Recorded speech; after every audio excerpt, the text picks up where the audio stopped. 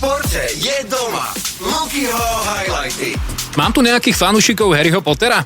Metlobal je netradičný šport, ktorý vznikol práve na základe kníh a filmov o čarodejníckom učňovi. A ja mám na linke slovenského metlobalistu a člena klubu Pressburg Phantoms Michala Žalonku. Michal, ahoj. Ahoj. Ako vyzerá vlastne metlobalový zápas? Ako si to máme predstaviť? No, je tam strašne veľa rozhodcov, to je taká prvá vec. Je tam strašne veľa lôb, hraje sa 6 na 6, obidva týmy začínajú na tej istej pozícii, na jednej line, rozbiehajú sa voči lobtám. Takže je to také trošku špecifické a zápas má 20-25 minút, je dosť fyzicky kontaktný, čiže asi tak nejako v skratke.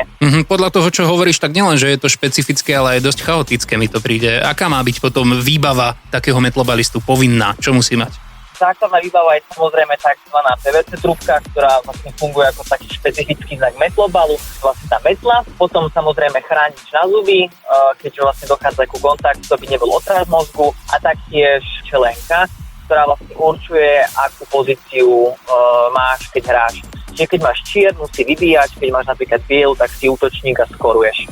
Tí, ktorým odletel dekel a chceli by sa metlobalistami stať, tak čo preto môžu urobiť? Dá sa len tak prísť na tréning Pressburgu Phantoms a zapojiť sa? Samozrejme, my sme veľmi otvorená komunita voči akémukoľvek pohľaviu alebo osobe, či tá osoba hrala šport alebo nehrala. Napríklad ja som nikdy nebol športovec a v podstate metlobal ma tak ako vyprofiloval na športovca. Základom je nás kontaktovať či už prostredníctvom Facebooku, Pressburg Phantoms alebo Instagramu, to isté, dohodnúť sa vlastne, kedy máme tréningy, normálne prísť to vyskúšať a keď sa to človeku zapáči, tak sa môže stať súčasťou týmu aj komunity. OK, Mišo, zásadná otázka. Existuje metlobalista, ktorý nikdy Harryho Pottera nevidel?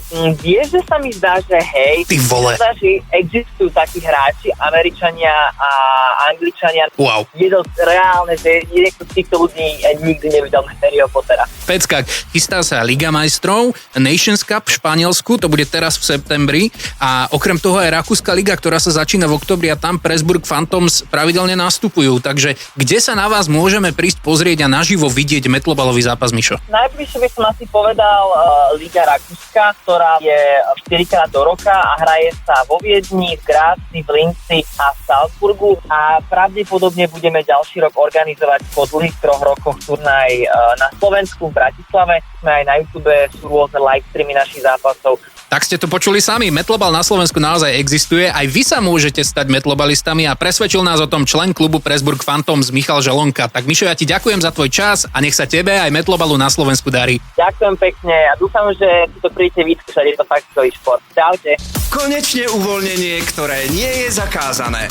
Športy, ktoré nemusíš vidieť, ale chceš o nich počuť.